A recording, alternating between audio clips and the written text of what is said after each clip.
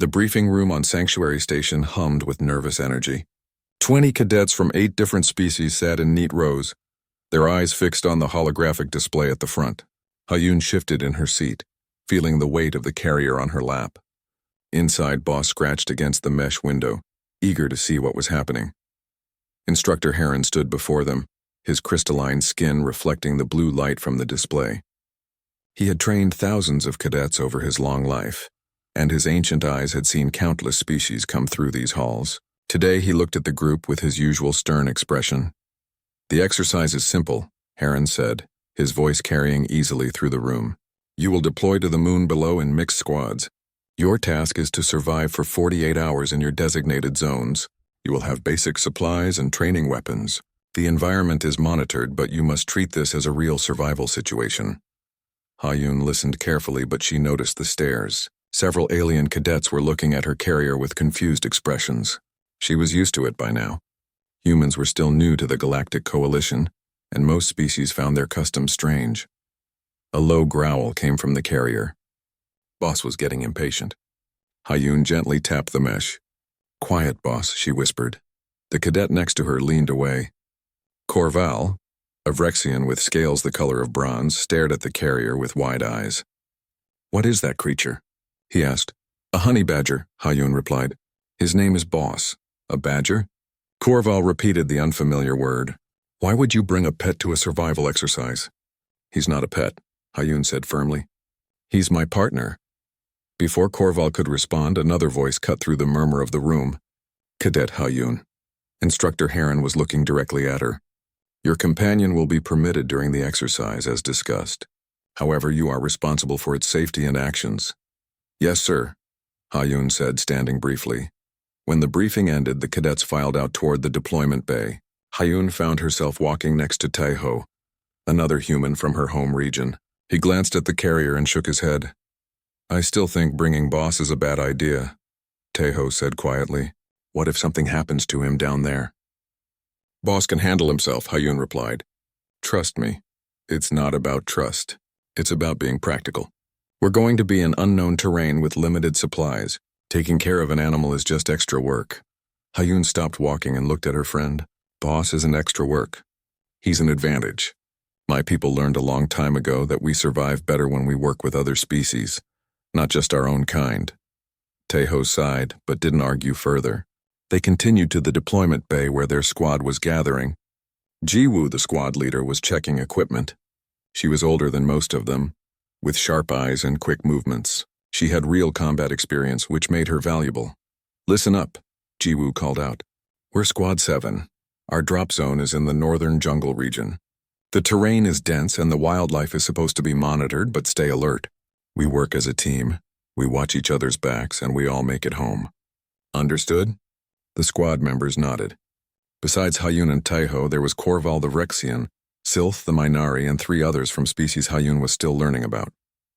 They climbed into the drop pod, a cramped metal sphere that would take them to the surface. The descent was rough. The pod shook and rattled as it cut through the atmosphere. Hayun held Boss's carrier steady, feeling his weight shift as he braced himself inside. For a creature that feared almost nothing, he seemed to understand when to stay calm. They landed with a heavy thud. The pod doors hissed open, revealing a wall of green. The jungle was thick and humid, with trees that stretched high overhead. Strange sounds echoed through the canopy. Some were familiar bird-like calls, others were completely alien. Jiwoo led them out, and they began setting up a basic camp. The sun was already starting to set, painting the sky in shades of purple and orange. Sylph, with her multiple limbs and compound eyes, quickly climbed a nearby tree to scout the area. "The area looks clear," she reported when she returned. "I saw some small creatures, but nothing dangerous." As darkness fell, they gathered around a small fire. The flames provided light and a sense of security. Hayun let Boss out of his carrier, and he immediately began sniffing around the perimeter of the camp. Several squad members watched him with curiosity. "He's so small," one of them commented. "What does he do?" Hayun smiled. "Boss is a honey badger. On Earth, they're famous for being fearless. They fight animals 10 times their size and never back down. Their skin is so tough that most predator bites can't hurt them. And they're smart." "Very smart," Corval laughed. "A creature that small fights larger predators? That sounds like a story to scare children." It's true, Taiho said, coming to Hayun's defense despite his earlier doubts. Humans have lived alongside dangerous animals for thousands of years. We learned to work with wolves and they became dogs. We partnered with birds of prey for hunting. Some of us even learned to ride animals that could easily kill us. Sylph tilted her head, her compound eyes reflecting the firelight. My species avoids dangerous creatures. We build cities far from predators. Why would you live near them? Hayun thought about the question. Because we learned that some of the most dangerous creatures could become the most loyal partners. It's not about controlling them. It's about respect and trust. The conversation continued as the night grew darker. Boss returned to Hayun's side and settled down, but his ears remained alert. Every sound from the jungle made them twitch. Hayun noticed this but said nothing. Around midnight, Jiwoo set up the watch schedule. Hayun took the second shift. She sat at the edge of the firelight with Boss beside her, listening to the jungle. The sounds were constant. Insects buzzed, nightbirds called, and something large moved through the undergrowth far away. Boss stood up suddenly, his body tense. He stared into the darkness, a low growl building in his throat. Hayun followed his gaze but saw nothing. She trusted his senses, though. Something was out there. What is it, boss? She whispered. The honey badger didn't respond, of course, but his message was clear. Danger. Hayun made a note to mention it to Jiwoo in the morning. For now, she kept watch, one hand resting on Boss's back, feeling the tension in his muscles. The rest of the night passed without incident, but Hayun couldn't shake the feeling that something was wrong. Boss's instincts were never wrong. Whatever he had sensed in the darkness was still out there, watching and waiting. When dawn finally broke, painting the jungle in shades of gold and green, the squad prepared to move deeper into their designated zone. They had supplies to gather and objectives to complete. It should have been a routine training exercise, but Boss remained on edge and Hayun knew that meant their 48 hours in the jungle were going to be anything but routine. The morning sun filtered through the dense canopy as Squad 7 packed up their camp. Hayun secured Boss in his carrier, though he fought against it more than usual. His eyes stayed fixed on the jungle, watching for threats that only he could sense. We need to reach the checkpoint by midday, Jiwoo announced, checking her navigation device. It's about 6 kilometers through the jungle. Stay in formation and watch your footing. The ground is unstable in places. They moved out in single file, with Sylph taking point thanks to her superior vision. Corval brought up the rear, his heavy footsteps crunching through the undergrowth. Hayun walked in the middle, keeping Boss's carrier close to her chest. The jungle grew thicker as they progressed. Vines hung from trees like curtains and the air became heavy with moisture. Strange insects buzzed past them, some as large as Hayun's hand. Taeho swatted at one that got too close. This place gives me the creeps, he muttered. Boss scratched frantically at the carrier mesh. Hayun had never seen him this agitated. His small body was tense and he made soft growling sounds that she rarely heard. Something's wrong, Hayun said, loud enough for Jiwoo to hear. Jiwoo looked back. What do you mean? Boss, he's been nervous since last night. He senses something dangerous. Corval laughed from behind them. The small creature is afraid?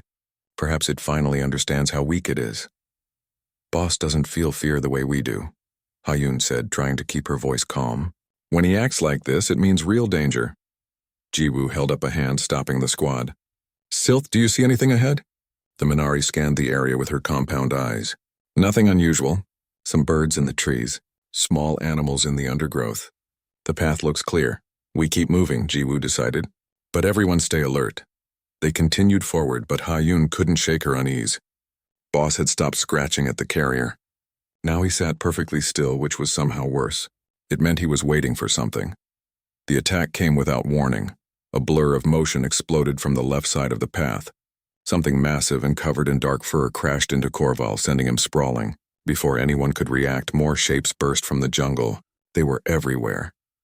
Hayun got her first clear look at the attackers and her blood ran cold.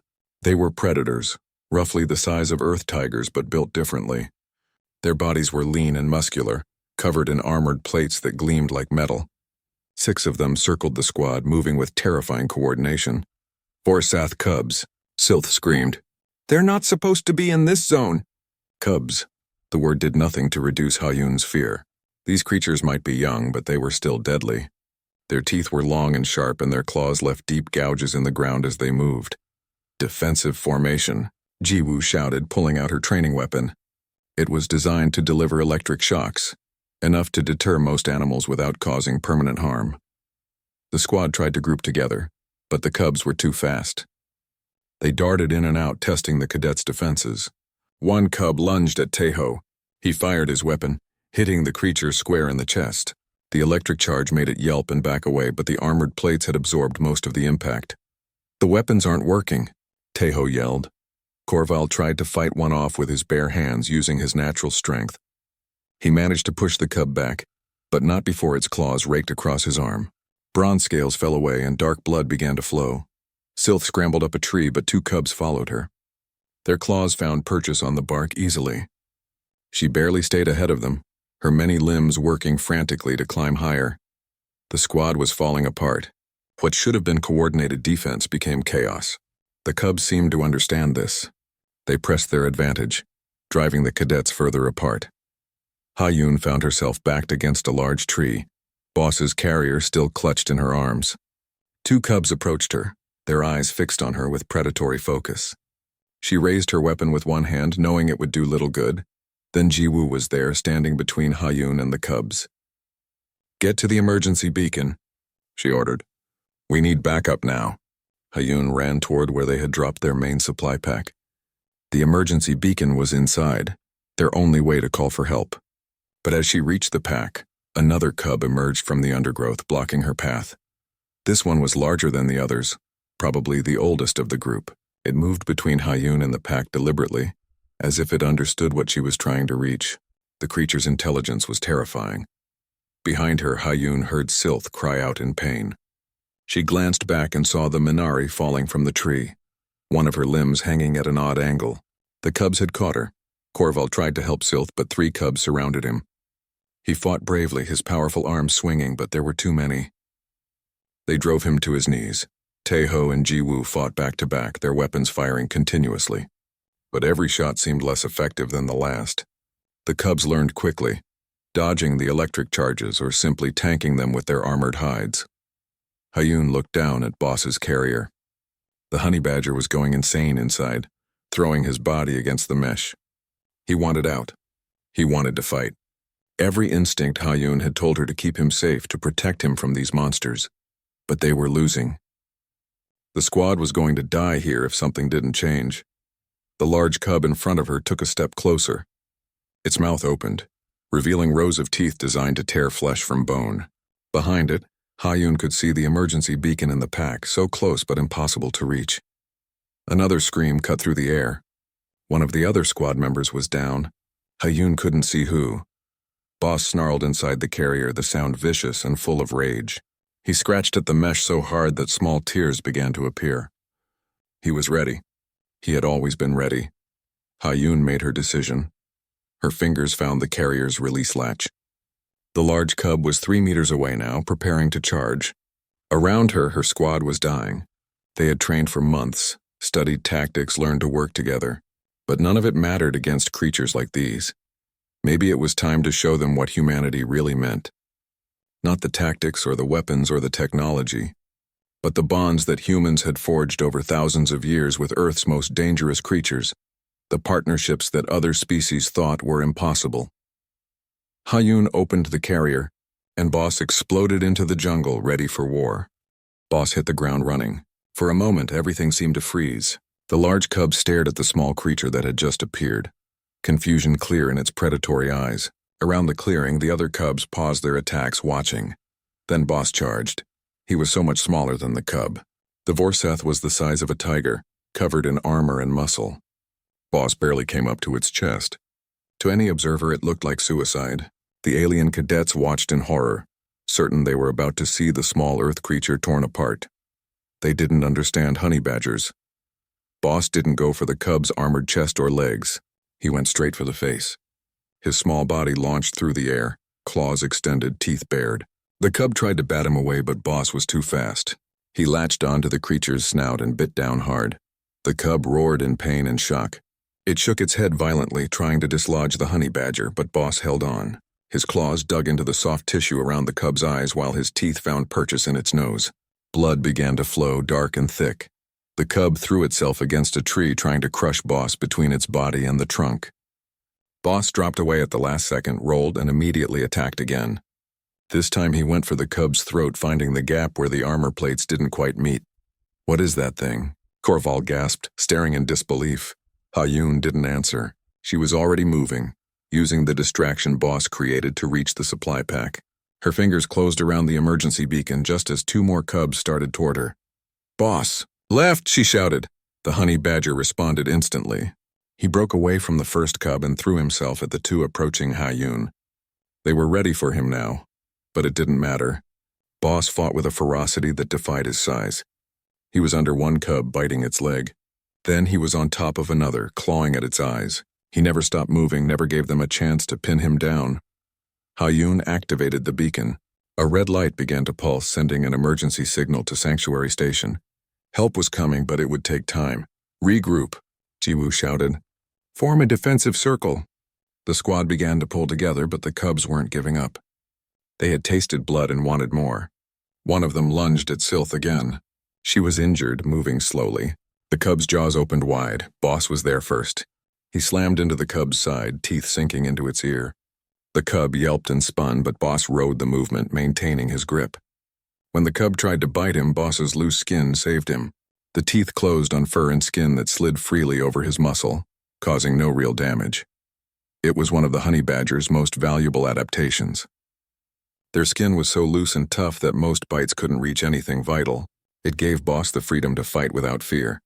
Taeho watched in amazement as the small creature drove off a predator 5 times his size. "I was wrong," he said to Hayun. "I was so wrong about him."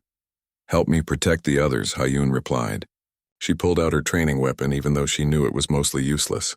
But with Boss drawing the cub's attention, maybe they had a chance. The battle became a blur of motion and violence.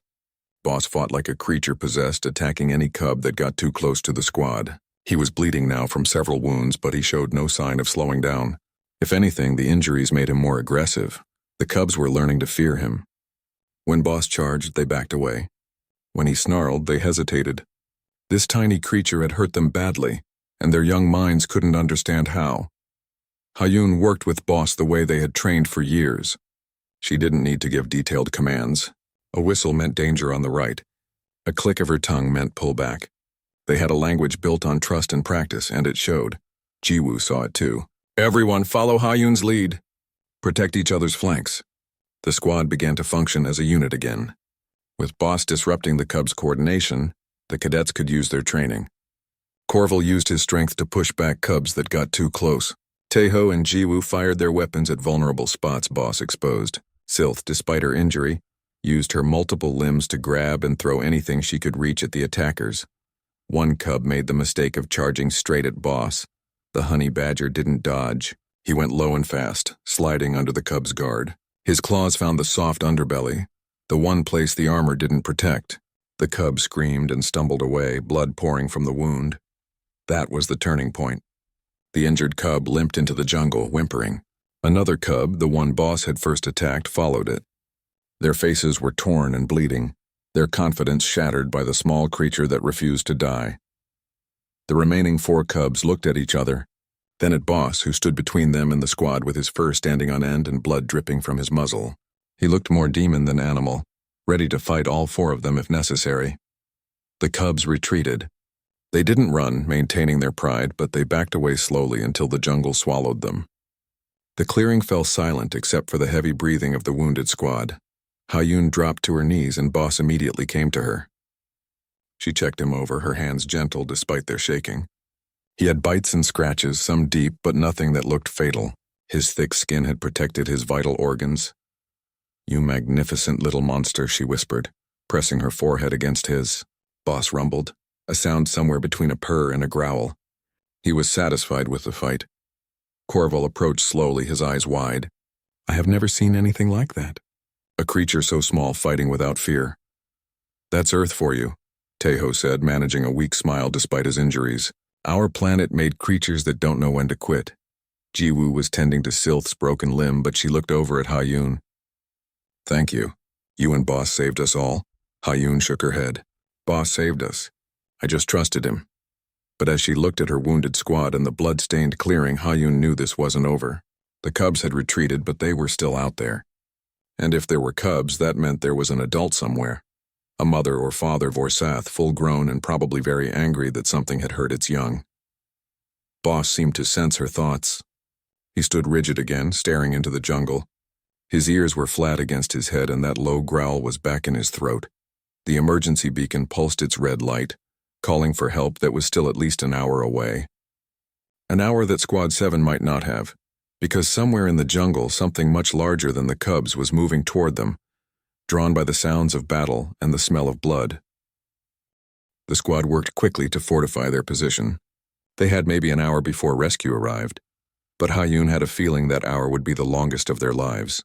Jiwoo organized the defense while Taeho helped treat the wounded. Korval, despite his injured arm, used his strength to drag fallen logs into a rough barricade. Hayun cleaned Boss's wounds with water from her canteen. The honey badger sat patiently, which was unusual for him. Normally he hated being fussed over, but he seemed to understand that this was necessary.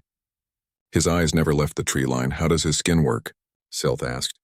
She was lying down, her broken limb secured with a makeshift splint. Despite her pain, curiosity filled her compound eyes. Hayun looked up from her work. Honey badgers have very loose skin. When a predator bites them, the skin slides over the muscle and fat underneath. So even if teeth sink in, they usually can't reach anything vital. Boss can twist around inside his own skin to bite back. Remarkable, Sylth said. And his aggression? Is that normal for his species? Very normal. Honey badgers are famous on Earth for fighting animals much larger than themselves. Lions, hyenas, even rhinos. They never back down from a fight and they never give up. That's why humans respect them so much. Korval sat down heavily beside them, cradling his injured arm. I mocked you for bringing him. I thought it was foolish sentiment keeping a pet. I was wrong. Boss is a warrior. Hayun smiled slightly. He's both. That's what makes the bond special. He's not a weapon or a tool. He's a partner who chooses to fight beside me. Taeho joined them, his face troubled. How many other animals did humans partner with like this? Hundreds of species, Hayun replied. We domesticated wolves and they became dogs. We trained birds of prey for hunting. We rode horses into battle. We used dolphins to detect underwater threats. We even learned to work with bees and they gave us honey in return. My species would never consider such things, Sylth said quietly. We build walls to keep dangerous creatures away. The idea of inviting them into our lives seems insane. Hayun thought about this. Maybe that's the difference. Humans learned early that we couldn't survive alone. We weren't the fastest or the strongest. We didn't have armor or poison, so we made friends with those who did. We found strength in partnership instead of isolation. A deep rumble echoed through the jungle, cutting off any response. It was a sound that made Hayun's stomach drop. Boss's entire body went rigid, his lips pulling back to show his teeth. What was that? Korval whispered. Jiwoo appeared at the edge of their makeshift fort, her weapon ready. Everyone get ready. Something big is coming. The jungle fell silent. Even the insects stopped their buzzing. It was the silence of prey animals hiding from an apex predator. The silence that meant something terrible was near. Then the trees shook and it emerged. The adult Vorsath was massive. It stood twice the height of the cubs, with armor plates so thick they looked like polished metal. Scars covered its body, evidence of countless battles. Its eyes burned with intelligence and fury as it scanned the clearing. Those eyes found the blood on the ground. Then they found the squad. The creature's lips pulled back in a snarl that showed teeth as long as Hayun's forearm. It knows we hurt its cubs, Taeho said, his voice barely audible. The adult Vorsath roared. The sound was deafening, full of rage and promise of violence. Behind it, Hayun could see the injured cubs watching from the safety of the jungle.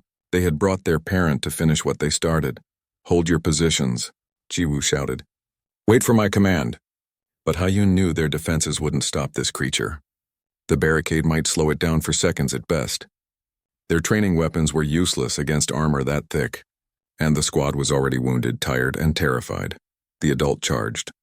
Its massive body crashed through their barricade like it wasn't even there. Logs that Korval had struggled to move flew aside like twigs. The creature came straight at them, unstoppable. Jiwoo fired her weapon, hitting the Vorsath in the chest. The electric charge sparked across its armor and did nothing. Taeho and the others fired too, but they might as well have been throwing pebbles. Korval tried to stand his ground, using his natural strength. The Vorsath batted him aside with one massive paw. The Vrexian flew through the air and hit a tree hard enough to crack the bark. Boss launched himself at the creature's face, just like he had with the cubs. But the adult was ready. It had seen what the small creature could do. Its paw swatted Boss out of the air, sending him tumbling across the ground. Ha-Yun screamed. Boss rolled to his feet, shaking his head to clear it. He was dazed but not defeated. He prepared to charge again. The Vorsath turned its attention to Sylph. The injured Minari couldn't move fast enough to escape. Those massive jaws opened, ready to end her life. Ha-Yun's mind raced. They couldn't fight this thing. It was too big, too strong, too well-armored. Fighting would only get them all killed. They needed a different strategy. They needed to think like humans, not like soldiers. Humans didn't always win by fighting. Sometimes they won by being clever, by using their environment, by turning an enemy's strength against them. Boss. To me, Ha-Yun called. The honey badger responded immediately, running to her side even though he clearly wanted to attack. Ha-Yun grabbed a flare from the emergency supplies and lit it. Bright red light filled the clearing, and more importantly, the smoke began to billow. She threw the flare at the Vorsath's face. The creature roared and backed away from the smoke and light. It wasn't hurt, but it was startled and angry. Good. Ha-Yun needed it angry and focused on her. Jiwoo, she shouted. Keep everyone here. Protect the wounded. What are you doing? Jiwoo yelled back. Ha-Yun didn't answer. She grabbed another flare and threw it past the Vorsath deeper into the jungle. Then she ran after it with Boss at her heels. The Vorsath turned away from the squad and followed. Just as she hoped. It saw her as the primary threat, the one who had hurt its cubs. It wanted revenge, and Ha-Yun was giving it a target. She ran through the jungle with the massive predator crashing through the undergrowth behind her. Boss kept pace, looking up at her with trust in his eyes. He didn't understand the plan, but he knew she had one. Ha-Yun had seen a ravine earlier when they first entered this area. A deep crack in the earth with unstable edges. It was dangerous, which was why Jiwoo had ordered them to avoid it. Now it was their only chance. Ha-Yun ran toward it, the Vorsath getting closer with every step. She could feel its hot breath on her back, hear its claws tearing up the earth. It was almost on her. The ravine appeared through the trees ahead, and Ha-Yun hoped she had judged the distance correctly, because if she was wrong, she and Boss were about to die. Ha-Yun ran faster than she had ever run in her life. The ravine was 30 meters ahead, then 20, then 10. Behind her, the adult Vorsath closed the distance with terrifying speed. Its roar shook the trees. Boss ran beside her, his short legs moving in a blur. He understood now. They were leading the predator somewhere specific. The honey badger had hunted with Ha-Yun enough times to recognize a trap when he saw one being set. 5 meters from the ravine's edge, Ha-Yun made her move. She threw her last flare directly at the Vorsath's face. The creature roared in anger and surged forward, no longer cautious, just wanting to crush the small human who dared to hurt its family. At the last possible second, Ha-Yun dove to the side. She tucked her shoulder and rolled, coming up behind a thick tree. The Vorsath tried to follow, but its momentum was too great. Its massive weight carried it forward toward the ravine's unstable edge. But the creature was smart. Its claws dug into the earth, finding purchase. It started to slow down, started to stop. It was going to make it. Then Boss made his final charge. The honey badger launched himself at the Vorsath's rear leg, teeth and claws finding the gap in its armor. He bit down with all his strength, twisting his body to cause maximum pain. The creature howled and kicked back reflexively, trying to shake him off. That kick broke Boss's grip and sent him flying, but it also made the Vorsath lose its balance. The ground at the ravine's edge, already unstable, crumbled under the creature's weight. The adult Vorsath's eyes went wide as it realized what was happening. It tried to scramble backward, but there was nothing to grip. The edge gave way completely. The massive predator fell, its roar fading as it dropped into the darkness of the ravine. Ha-Yun ran to where Boss had landed. The honey badger was on his feet, shaking himself off, but he was limping badly. His front left leg wouldn't support his weight properly. Ha-Yun scooped him up gently, and for once, Boss didn't protest. He was exhausted. From the ravine came one final fading roar, then silence. Ha-Yun looked toward the jungle where the cubs had been watching. They were gone now, scattered into the wilderness. Without their parent to protect and teach them, they would likely avoid this area. The threat was over. She carried Boss back toward the squad's position, moving slowly. Every part of her body hurt. Adrenaline was wearing off, leaving behind exhaustion and pain. Boss rested his head against her chest, his breathing heavy but steady. "You did it, Boss," she whispered. "You saved everyone." When she reached the clearing, the squad was there waiting. Jiwoo ran forward, relief clear on her face. "You're alive. We heard the creature fall. Is it gone?" Ha-Yun nodded. "It won't bother anyone again." The sound of engines filled the air. 3 rescue ships descended from the sky, their lights cutting through the jungle canopy. Help had finally arrived. Medical personnel rushed out as the ships landed. They immediately began treating the wounded. Sylph was loaded onto a stretcher, her broken limb secured properly. Korval received medical attention for his injuries. Everyone was hurt, but everyone was alive. Instructor Heron emerged from the lead ship, his crystalline face unreadable. He surveyed the destroyed camp, the blood on the ground and the exhausted cadets. His ancient eyes took in every detail. "Report," he said to Jiwoo. Jiwoo stood straight despite her injuries. "Sir, we were attacked by Vorsath cubs. 6 of them initially. They should not have been in this zone." "A containment failure," Heron admitted, and Ha-Yun heard something unusual in his voice. "Shame. The breeding program experienced a breach. The cubs escaped 2 days ago. We were attempting to locate them when your emergency signal came through. I take full responsibility." He looked at the squad again. "You were sent into a training exercise that became a lethal situation. This should never have happened." "How did you survive?" Jiwoo gestured to Ha-Yun. "Cadet Ha-Yun and her companion, sir." They turned the fight.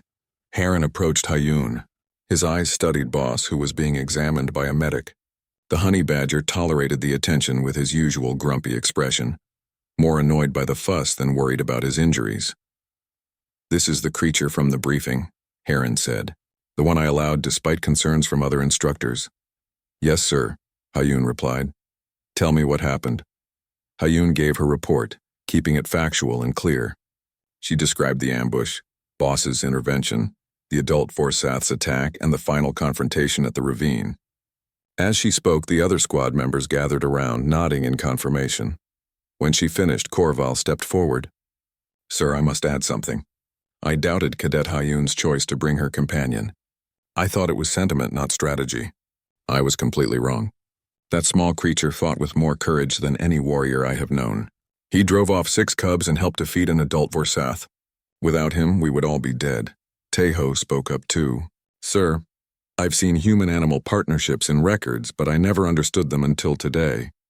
Ha-Yun and Boss work together in a way that goes beyond training. It's instinct and trust combined. It's what saved us." Sylph, even from her stretcher, raised one of her good limbs. "Humans befriend the dangerous instead of fleeing from it. We should study this approach. There is wisdom in it." Instructor Heron was silent for a long moment. Then he did something Ha-Yun had never seen before. He bowed his head slightly, a gesture of respect in his culture. "Cadet Ha-Yun, you and your companion showed exceptional courage and tactical thinking under impossible circumstances. You saved your squad when all seemed lost. This will be noted in your record. The coalition military will study what happened here today."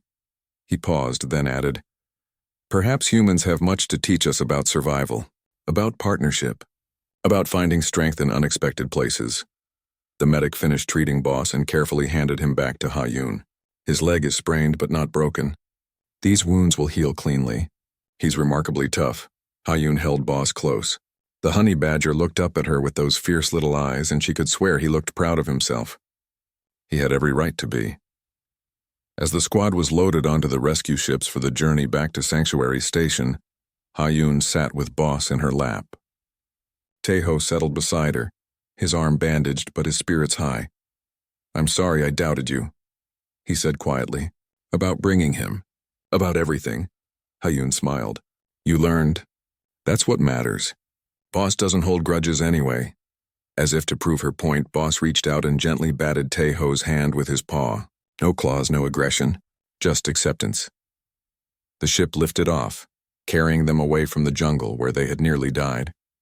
Hayun looked out the window at the moon's surface falling away below. Somewhere down there, the Vorsath cubs were learning new lessons. Lessons about small creatures that fought without fear, about humans who partnered with impossible allies. Back on Sanctuary Station, word of what happened spread quickly. Other cadets gathered to see the honey badger that had fought a Vorsath. They kept a respectful distance, though. Boss's reputation preceded him now. In the weeks that followed, Hayun learned that military researchers were studying human-animal partnerships with new interest. Several species requested information about Earth's domestication programs. Some even began considering similar approaches with creatures from their own worlds. Jiwoo visited Hayun in her quarters one evening. Boss was sleeping in his favorite spot, curled up in a patch of sunlight. The squad leader looked at the small creature with something like awe. "You know what the other instructors are saying?" Jiwoo asked. "They're saying that humans didn't conquer Earth. They made friends with it. They partnered with the dangerous, the wild, and the untamable, and that's why humans will never be defeated." Hayun thought about this. Maybe. Or maybe we just understand that strength comes in many forms. Boss is small, but his spirit is enormous. That matters more than size, Jiwoo smiled. "Well, whatever the reason, I'm glad you brought him. We all are." After Jiwoo left, Hayun sat beside Boss. The honey badger woke up and stretched, his injured leg already much better. He looked at her with those fierce eyes, and Hayun knew exactly what he was thinking. Ready for the next adventure. Hayun laughed and scratched behind his ears. "Give it a few days, Boss. Let your leg heal first." Boss huffed, clearly unimpressed by the suggestion of rest. But he settled down beside her, content for now. Outside the window, stars filled the void of space. The galaxy was vast and full of dangers, but Hayun wasn't afraid. She had something that many species lacked, something that had helped humans survive and thrive on their dangerous homeworld. She had a partner who would never abandon her, a friend who would fight impossible battles by her side, a small creature with a huge heart and absolutely zero sense of when to quit. And that, Hayun thought as she rested her hand on Boss's warm fur, was the true strength of humanity. Not their weapons or their technology or their tactics, but their ability to find loyalty and courage in the most unlikely places, and to honor those bonds above all else.